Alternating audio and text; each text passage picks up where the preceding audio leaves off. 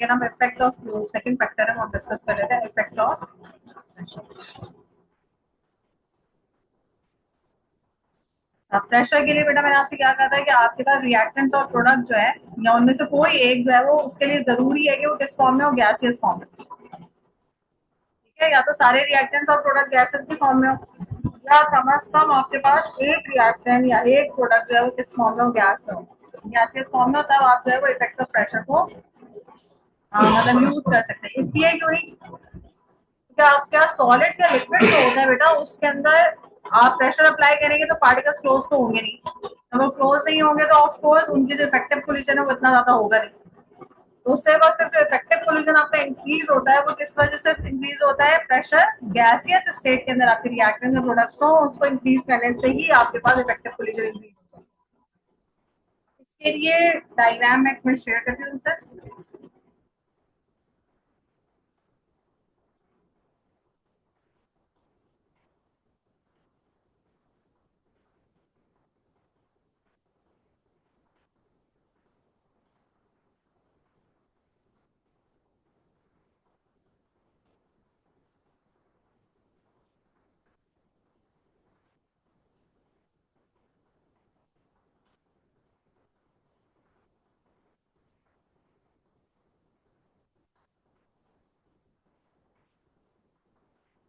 ठीक है, अब यहाँ पर आपके पास बेटा दो रिएक्टेंट्स है। ठीक है, एक आपको ब्लू से शो हो रहा है, दूसरा आपके पास रेड से शो हो रहा है। ठीक है ना, ये आपके पास रिएक्शन मिक्सचर है। रिएक्शन मिक्सचर में ये वाली चीज जो है पहले हम डिस्कस कर चुके हैं, क्या कहलाती है, आपकी पिस्टन कहलाती है। ठीक है, अब यहाँ पर आपके पास प्रेशर जो है वो लेसर है। आपने क्या किया कि प्रेशर को इंक्रीज किया, कंप्रेस किया। कंप्रेस करने की वजह से हुआ क्या बेटा, व्हाट इज हैपनिंग, कंप्रेस होने की वजह से जो पार्टिकल्स हैं they come closer to each other. ठीक है, वॉल्यूम उनका रिड्यूस हो गया है। ठीक है, अब वो क्या हो गए, वो कंजस्टेड हो गए हैं। इसकी वजह से जो उनकी फ्रीक्वेंसी ऑफ कोलिजन है, मतलब जो उनका कोलिजन है वो ज्यादा फ्रीक्वेंट हो गया, फ्रीक्वेंट हो गया which increases the frequency of successful collision. Successful collision जब आपके ज्यादा बढ़ जाएंगे तो आपका रेट ऑफ रिएक्शन भी इंक्रीज हो जाएगा। ठीक है बेटा, तो इसमें आपने सबसे पहले क्या किया है, इसके जैसे मार्किंग स्कीम के अंदर अगर आपके पास जो नंबर आएंगे वो किस तरह से आएंगे। अच्छा, इस केस के अंदर आपके पास फिलहाल कोई गैस नहीं रिलीज हो रही है या डिक्रीज इन मास वाली चीज नहीं है, तो इसके अंदर हम इसलिए इसको कोई एक्सपेरिमेंटल सेटअप नहीं शो कर रहे हैं। ठीक है, लेकिन अगर उसमें उन्होंने किसी और तरीके से इसकी गैस को मेजर किया है, ठीक है, जिस तरह हम अमोनिया को करेक्ट कर रहे होते हैं। ठीक है, प्रेशर वगैरह जो अमोनिया हैबर्स प्रोसेस अगर तुमने पढ़ा हो तो वहां पर जब हम करेक्शन ऑफ अमोनिया कर रहे होते हैं तो वहां पर हम अमोनिया गैस को कलेक्ट कर रहे होते हैं और उसमें प्रेशर हमने इंक्रीज किया हुआ होता है। वहां पर हम मेजर कर सकते हैं कि rate of reaction of correction of ammonia gas. ठीक है, तो वहां पर अगर आप होगा तो फिर आप ग्राफ की प्लॉटिंग को शो कर सकते हैं कि जब प्रेशर कम था तो वो मतलब लेस स्टीपर था, और जब प्रेशर आपने बढ़ाया तो वो ज्यादा स्टीपर हो गया। तो उस तरह की जो सिचुएशन है उसके अंदर आप, क्योंकि यहाँ पर तो मैंने कैसे आपको शो किया है कि वो जो सेटअप है वो पूरा एक्सट्रीमली क्लोज है, पैक्ड है। ठीक है, कहीं से भी गैस बाहर नहीं निकलने के। ठीक है, लेकिन of course it is not all the time. कुछ एक्सपेरिमेंट्स आपके पास ऐसा होगा कि आप क्या प्रेशर भी एक्सर्ट कर रहे होंगे और आप प्रोडक्ट की फॉर्म में गैस को कलेक्ट भी कर रहे होंगे, तो उसके अकॉर्डिंगली आप rate of reaction find out कर सकते हैं वही प्लॉट करके ग्राफ को। ठीक है, ये चीज क्लियर हुई। जी बस। फिलहाल अब इसमें आप एक्सप्लेनेशन सिर्फ लिख लीजिए कि आपकी एक्सप्लेनेशन क्या होगी।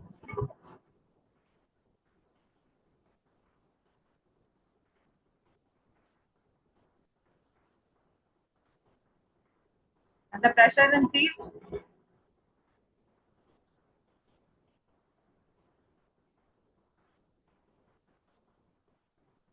Particles,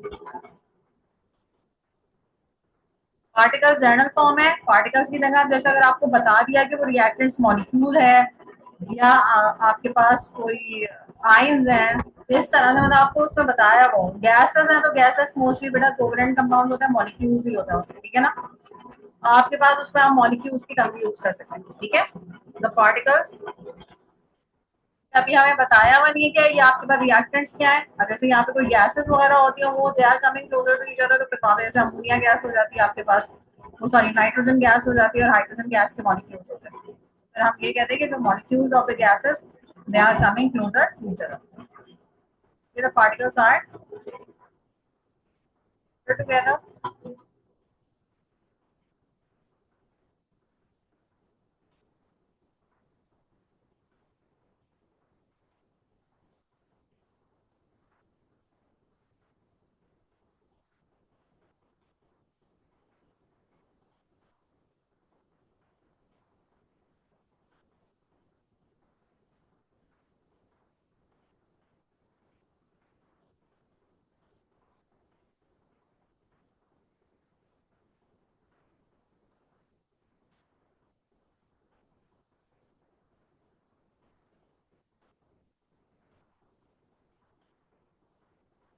So increases the frequency of effective. करके आप सक्सेसफुल लिए हैं कि आपने उसमें ज्यादा जो टर्म दी है वो सक्सेसफुल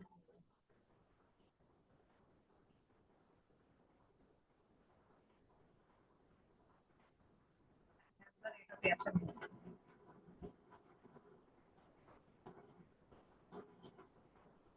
सही है।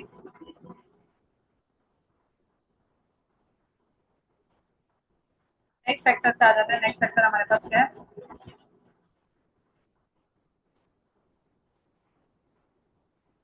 नेक्स्ट फैक्टर बेटा हम पार्टिकल साइज ले लेते हैं, यानी जो आपका सरफेस एरिया। ठीक है, अगर हम सरफेस एरिया जो है वो कर लेते हैं तो फिर अब उसकी वजह से क्या इफेक्ट आएगा आपके पास सरफेस।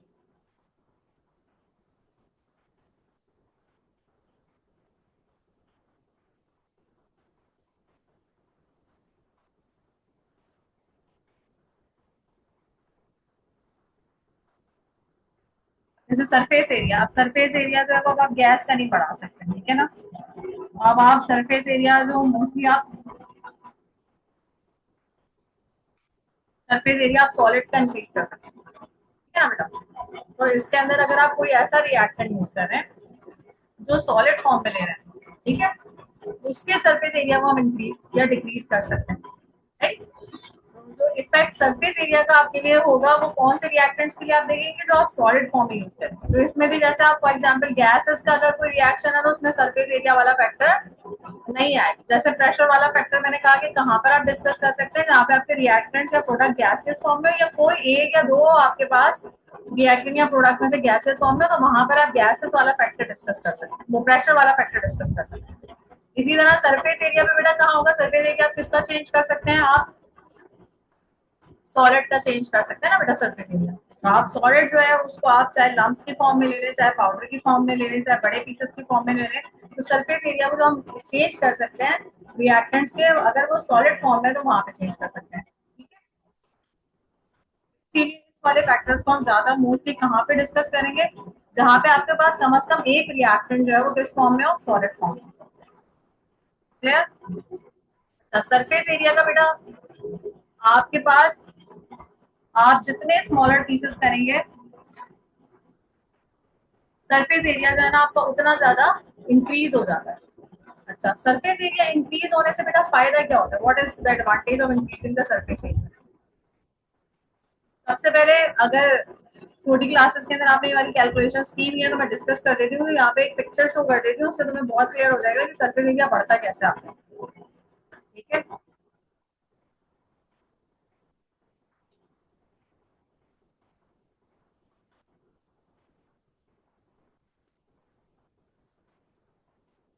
यहाँ पे एक पिक्चर है, ये आपको क्या शो कर रही है कि आपका सरफेस एरिया जो है ना वो कैसे इंक्रीज। आपके पास एक ब्लॉक था, आपको शो किया मैं यहाँ पे, एक ब्लॉक था, इसका साइज कितना था बेटा? 10 ग्राम्स का ब्लॉक था, उसकी उसने डायमेंशन आपको दी।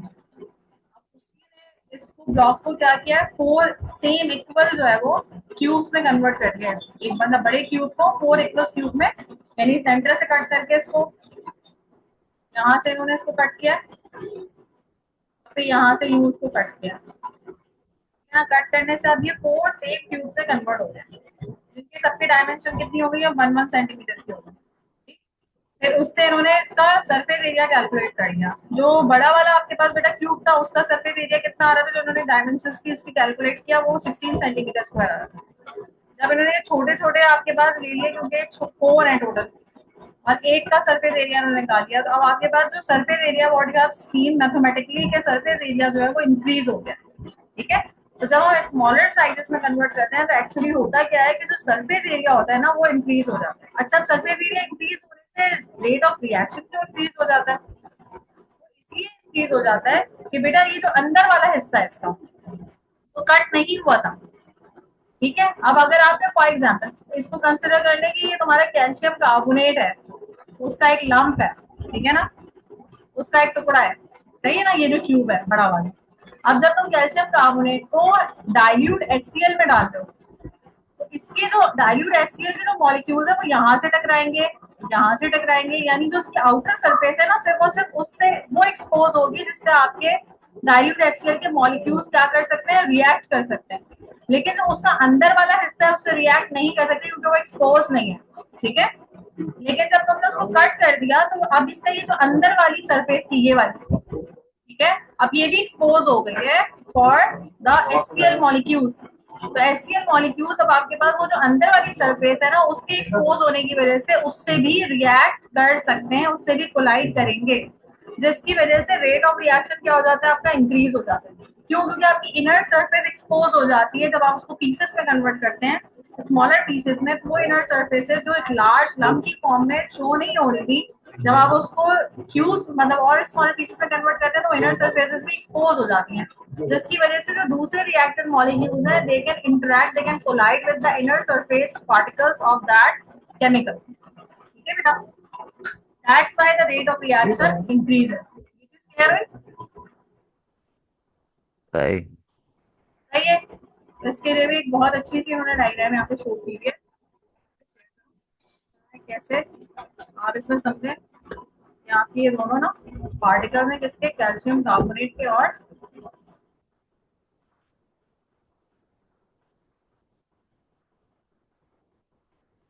यहाँ पे देखो यहाँ पे दोनों आपके एग्जाम्पल्स दिए हैं कि दोनों रिएक्टेंट्स ऐसे दिए हैं। आप इनमें से एक को क्या कंसिडर कर लें, आपका कैल्शियम कार्बोनेट है, और दूसरे आपके पास किससे हैं, हाइड्रोक्लोरिक एसिड के मॉलिक्यूल है ना। तो ये तुम्हारे पास फॉर एग्जाम्पल तुम्हारे पास कैल्शियम कार्बोनेट का लम्स था, जो हो गया, और ये तुम्हारे पास HCl के मॉलिक्यूल्स हैं। पहले सिर्फ HCl के मॉलिक्यूल्स से वो सिर्फ आउटर सरफेस एक्सपोज थी, फिर हम इंटरेक्ट कर रहे थे, उससे कोलाइड कर रहे थे। लेकिन अब बाद में क्या हुआ कि इसकी जो इनर सरफेसेस थी, जब आपने इन्हीं लम्स को ब्रेक डाउन किया, ठीक है, तो अब आपके पास जो इनर सरफेसेस हैं वो भी एक्सपोज हो गई। तो अब इन पार्टिकल्स को और मतलब जो अंदर के पार्टिकल्स हैं उसके उसके साथ भी रिएक्ट करने के चांसेस मिल जाएंगे, जिसकी वजह से आपका जो रेट ऑफ कोलिजन है वो हो जाएगा। सही है, ये चीज क्लियर हो गई। सही। पहले हम इसकी एक्सप्लेनेशन लिख लेते हैं, ठीक है, और फिर इसके रेट ऑफ रिएक्शन को हम मेजर कैसे करेंगे, कि लम्स की फॉर्म में या उसके फॉर्म में। तो वो हमारे पास 3 तरीके हैं, या तो हम लॉस ऑफ मास के मेथड से कर लें उसको, ठीक है, या कलेक्शन ऑफ गैस की मदद से भी कर सकते हैं, क्योंकि जब भी कैल्शियम कार्बोनेट HCl रिएक्ट करते हैं, तो आपके पास आप उसके अंदर उनको दोनों तरीकों से यूज कर सकते हैं, उसको मेजर करने के लिए रेट ऑफ रिएक्शन। अब हम इसका एक्सप्लेनेशन देते हैं, एक्सप्लेनेशन फिर reaction.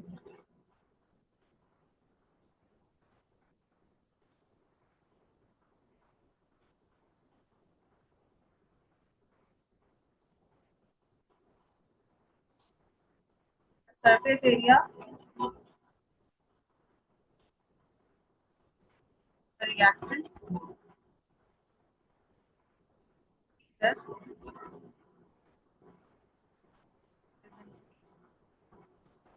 increased particles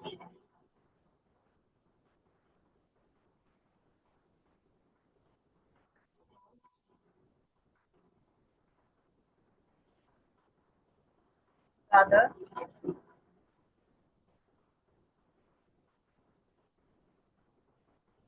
reactants. Rate of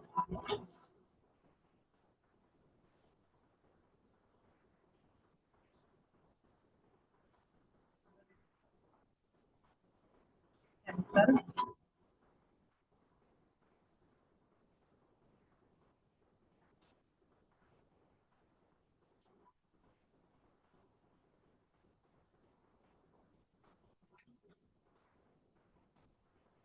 ठीक है। तो उसमें बेटा रेट ऑफ रिएक्शन इंक्रीज होने के क्या चांसेस है कि आपके पास सरफेस एरिया जो है वो इंक्रीज हो गया, तो वो आपके पास जो दूसरे जो रिएक्टिंग के पार्टिकल्स हैं वो एक्सपोज, जो पहले एक्सपोज नहीं हो रहे थे वो दूसरे रिएक्टिंग पार्टिकल्स के लिए एक्सपोज हो जाएंगे। जब वो एक्सपोज हो जाएंगे तो फिर आप इसमें ये वाली बात भी लिख सकते हैं, दैट्स व्हाई उनकी जो फ्रीक्वेंसी ऑफ सक्सेसफुल कोलिजन है वो ज्यादा इंक्रीज हो जाएगी, जिसकी वजह से रेट ऑफ रिएक्शन बढ़ जाएगा। तो अगर फ्रीक्वेंसी ऑफ सक्सेसफुल कोलिजन आप लिखना चाहते हैं कि सेंटेंस, तो वो भी आप इसमें ऐड कर सकते हैं।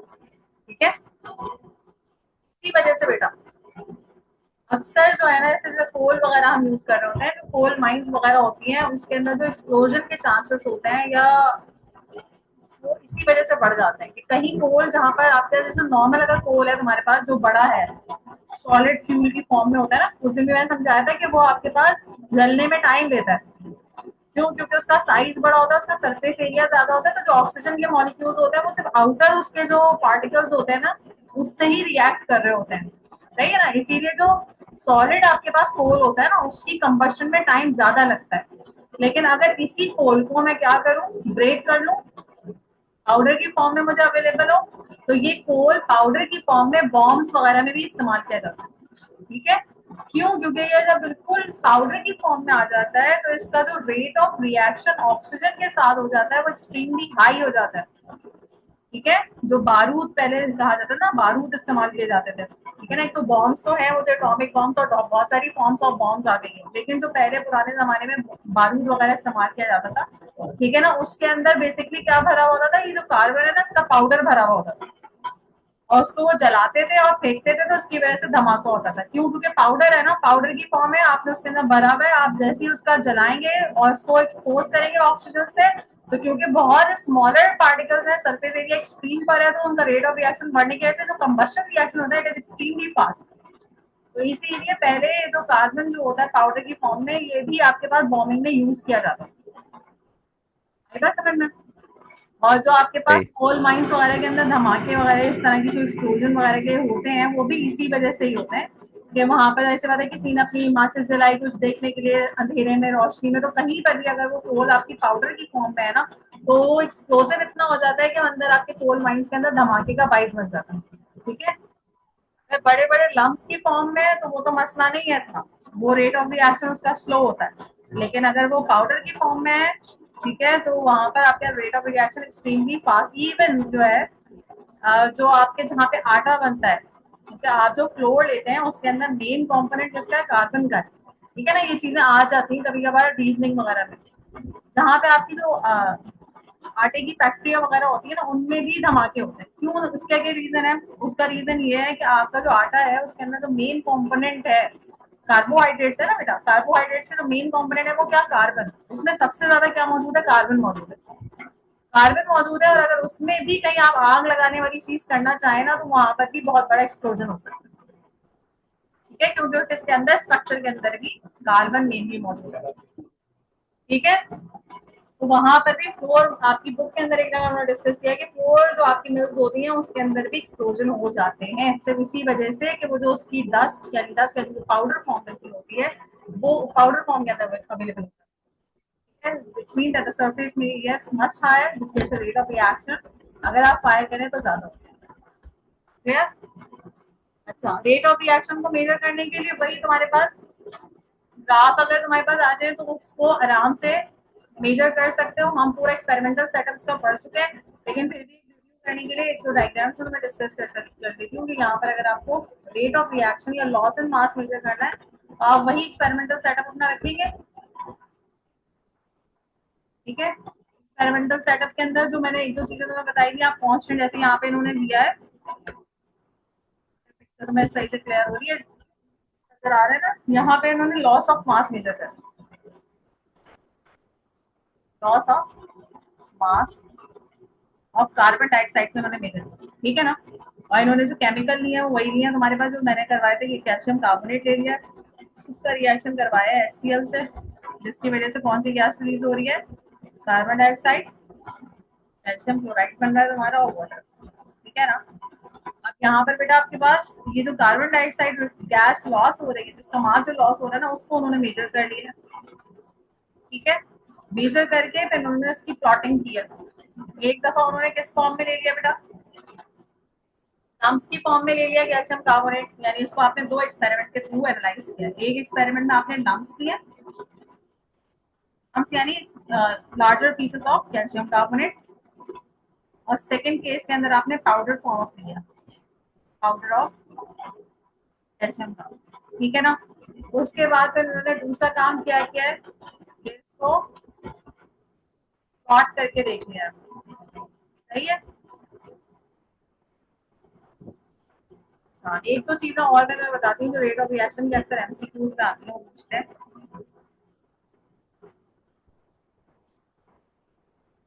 अब इन्होंने ये वाला एक्सपेरिमेंट किया लॉस ऑफ मास के थ्रू, जो हम पढ़ चुके हैं डिटेल के अंदर, ठीक है ना।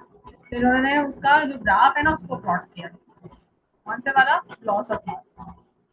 जब ग्राफ प्लॉट किया तो उनके पास वही आया इस तरह से, ये नम्स में आपके पास जो है वो रेट ऑफ रिएक्शन आपको देखते हैं कि लेस स्टीपर है ग्राफ, आपका रिएक्शन यहाँ पे कंप्लीट हो रहा है, ठीक है। जबकि जब आपके पाउडर फॉर्म में आपने लाइम स्टोन लिया, lime stone is calcium carbonate, तो आपका रिएक्शन तकरीबन यहाँ पे कंप्लीट हो रहा है। तो आपको जो कार्बन डाइऑक्साइड जो गैस कलेक्ट करनी है, तो रिएक्शन आपका फास्ट कंप्लीट हो गया, ठीक है, टाइम कम लगा है। इस सेकंड वाले में आपके पास टाइम ज्यादा लगा है।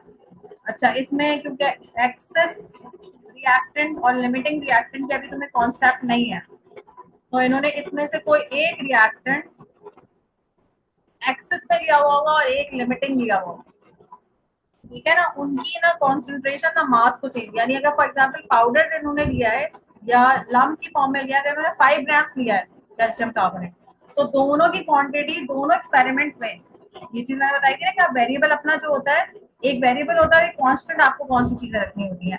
तो इसके अंदर जो मास ऑफ कैल्शियम कार्बोनेट है ना दोनों केसेस में, वो आप क्या रखेंगे, वो सेम रखेंगे। रीजन क्या है, अगर आपने कैल्शियम कार्बोनेट का मास बढ़ा दिया, ठीक है ना, तो उसकी वजह से हो सकता है कि अगर आपके पास जो डाइल्यूट HCl है, अगर वो एक्सेस में है यानी वो ज्यादा है क्वांटिटी में, तो फिर आपका प्रोडक्ट भी क्या होगा, सेकंड वाले केस में अगर आपने मास बढ़ा दिया तो प्रोडक्ट भी ज्यादा बनेगा, ठीक है।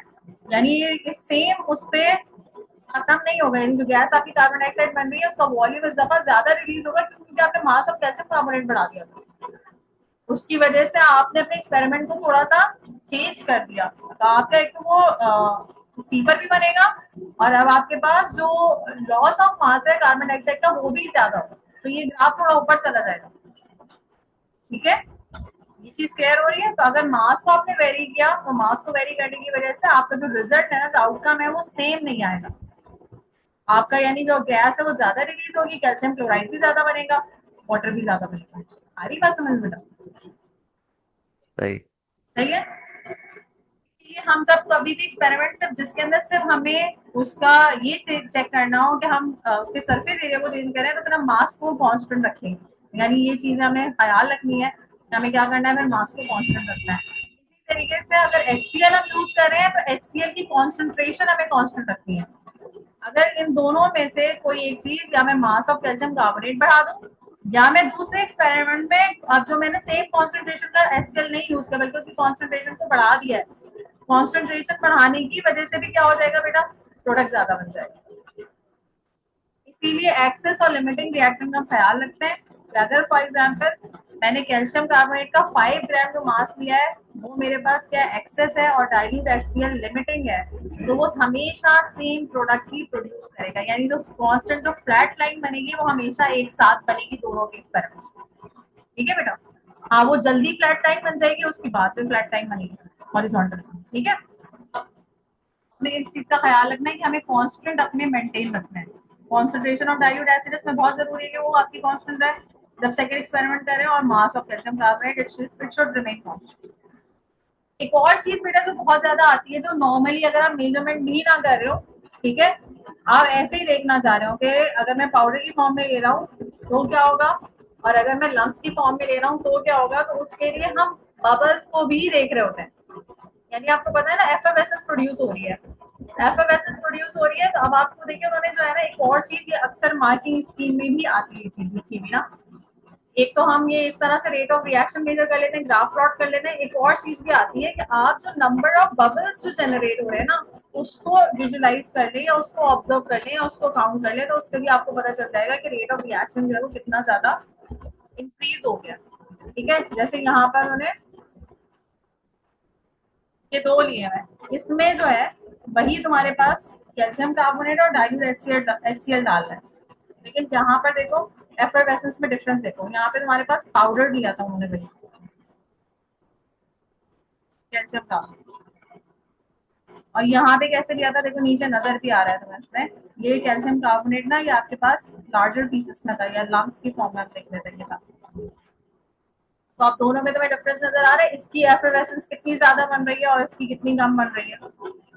ठीक है, और जो नंबर ऑफ जो बबल्स जनरेट हो रही होती है उसकी मदद से भी आप फाइंड आउट कर सकते हैं कि किसका रेट ऑफ रिएक्शन, मतलब generally without any calculation, without any noting the data, मतलब आपने इसमें कोई डेटा वगैरह आपको नोट करने की जरूरत नहीं पड़ी ना कि आपने टाइम मेजर किया हो या वॉल्यूम मेजर किया हो या उसके अलावा आपने लॉस एंड मास मेजर किया हो, बगैर मेजरमेंट के भी आप इस चीज को डायरेक्टली देख सकते हैं।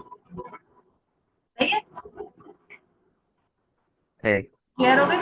आप डायरेक्टली भी उन्होंने इस तरीके से आपको बताया कि आप भी इस तरह से भी देख सकते हैं कि आपका रेट ऑफ रिएक्शन नाम से पाउडर फॉर्म किसके अंदर ज्यादा है, जिसमें ज्यादा एफलोरेसेंस प्रोड्यूस हो रही है इसका मतलब उसमें आपका रेट ऑफ रिएक्शन फास्टर है, जिसमें कम हो रही है इसका मतलब उसमें आपका रेट ऑफ रिएक्शन स्लो है। ठीक है, और मेजरमेंट करके प्रॉपर्टी एवेल्युएट करके ग्राफ प्लॉट करके उसको फिर डिस्कस करके कि कहाँ पे रेट ऑफ रिएक्शन ज्यादा था, कहाँ पे कम हो रहा था और कहाँ पे कांस्टेंट हो गया था, फिर वो अलग से आपके पास डिस्क्राइब आप कर सकते हैं। इन ग्राफ के तीनों पोर्शंस की डिस्क्रिप्शन भी आती है। ये हमारे पास टाइम है, मैं कोशिश करती हूँ, मैंने उस दिन लिखवाया नहीं था, मैं तुम्हें लिखवा देती हूँ। यहाँ पर हमारे पास ग्राफ जो था बना हुआ, इन तीन पोर्शंस की इसी के साथ ही मैं डिस्क्रिप्शन लिखवा देती हूँ, उनके अक्सर एग्जामिनेशन में पूछी जाती है।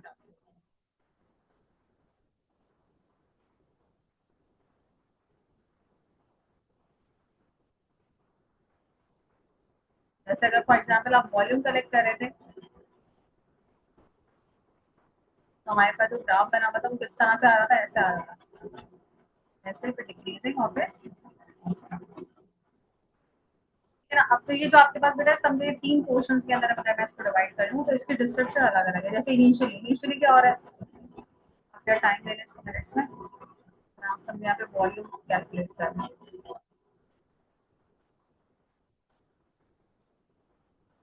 फिर गैस प्रोड्यूस हो रही है उसका आपने वॉल्यूम यहाँ पे calculate.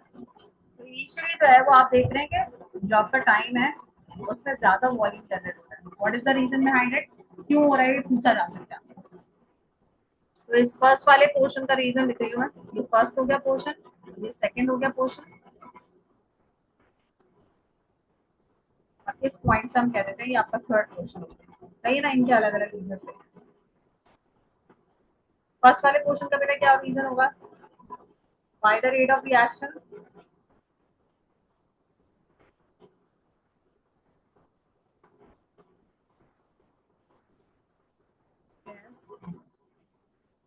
Higher initially,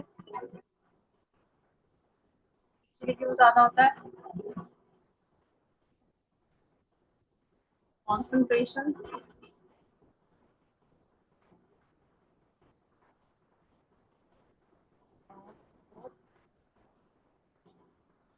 reactants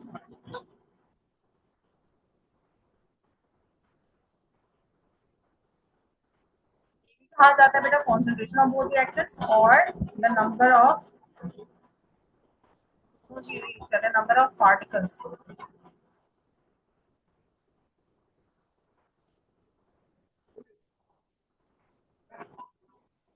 both reactants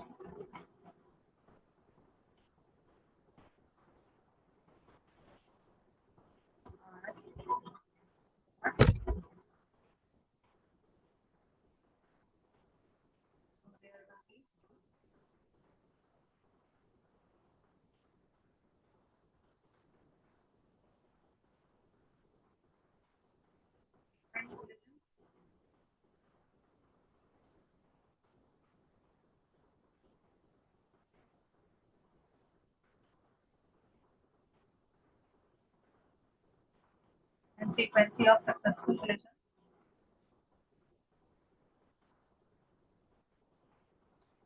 is high. Okay? So the rate of reaction is initially high.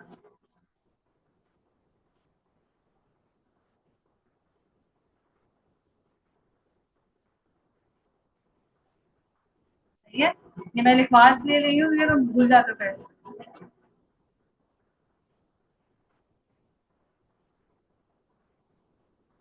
ठीक, सेकेंड वाले में क्या होगा? सेकेंड वाले ग्राफ में क्यों कम हो रही है?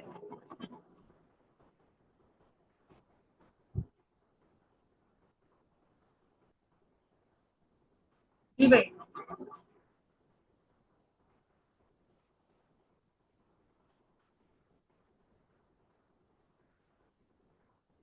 सेकेंड वाले में क्यों कम हो रही है?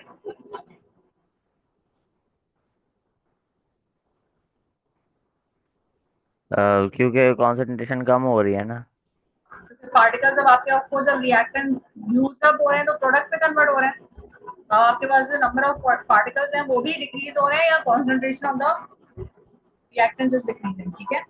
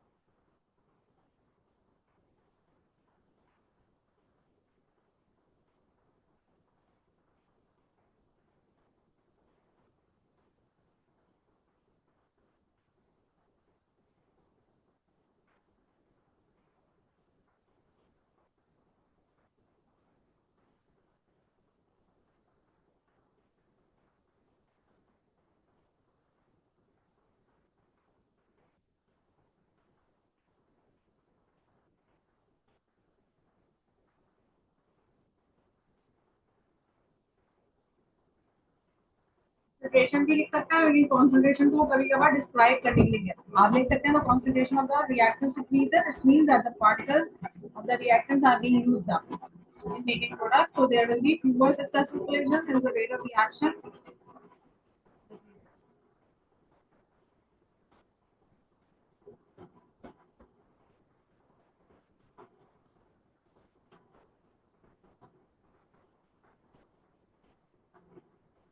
थर्ड वाले केस में क्या हो रहा है?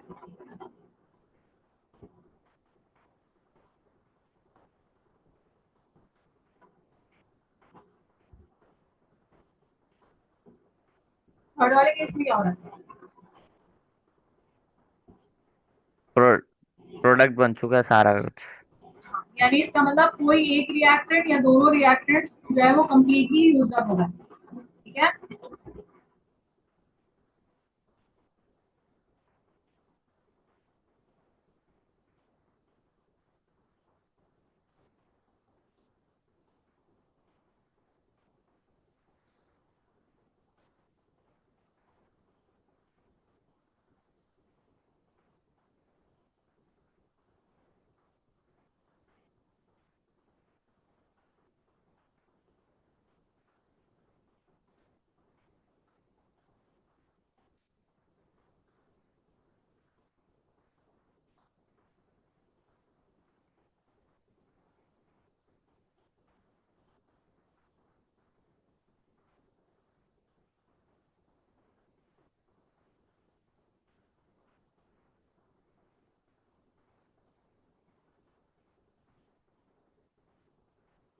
ठीक है,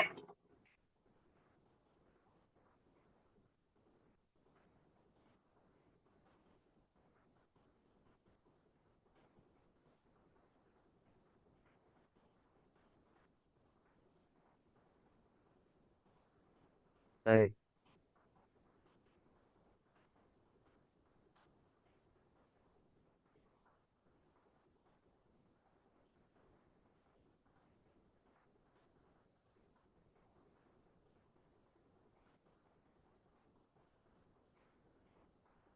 ठीक है बेटा।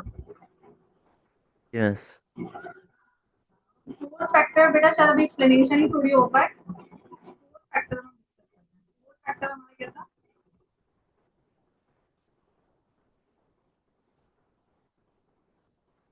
तो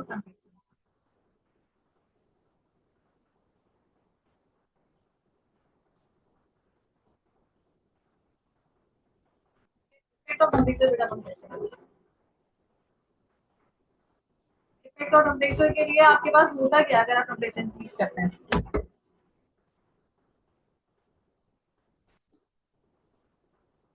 हम टेम्परेचर इंक्रीज कर रहे हैं तो एक्चुअली इफेक्ट क्या आ रहा है उसमें? आपके पास एक रिएक्शन मिक्सचर है, ठीक है? जैसे फॉर एग्जांपल अगर मैं वही वो सोडियम थायोसल्फेट वाला कंसीडर करूं, इफेक्ट ऑफ टेम्परेचर से क्या फर्क पड़ेगा?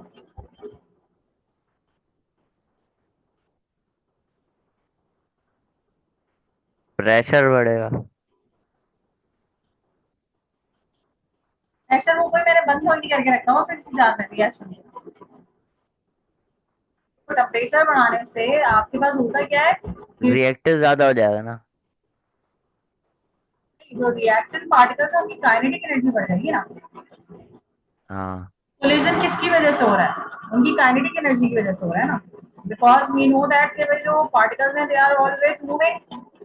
सॉलिड भी है तो वो वाइब्रेट कर रहे होते हैं अपने फिक्स पोजीशन पे, और अगर लिक्विड है तो उसके पार्टिकल्स मूव कर रहे होते हैं। अगर फॉर एग्जांपल मैं यही कैल्शियम कार्बोनेट में डाइल्यूट HCl डाल रही हूँ, मैं डाइल्यूट HCl को थोड़ा हीट अप कर दूँ, वार्म कर दूँ, अब वो जो डाइल्यूट HCl के जो मॉलिक्यूल्स हैं उनकी काइनेटिक एनर्जी बढ़ जाएगी ना मेरे हीट अप करने से, मेरे टेम्परेचर राइज करने की वजह से उनकी काइनेटिक एनर्जी बढ़ जाएगी।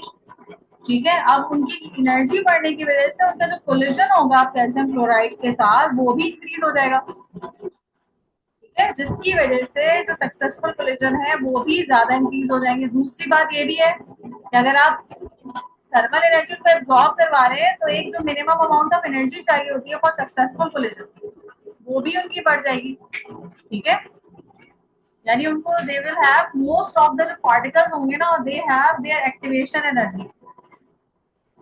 क्यों? क्योंकि हमने सक्सेसफुल कोलिजन के लिए क्या पढ़ा था कि सक्सेसफुल कोलिजन के लिए जरूरी है कि जो पार्टिकल्स है ना उनके पास कितनी मिनिमम एनर्जी हो, जो that is called as the activation energy. If you are providing thermal energy to the particles, temperature rise करना तो actually you are increasing the activation energy of the particles.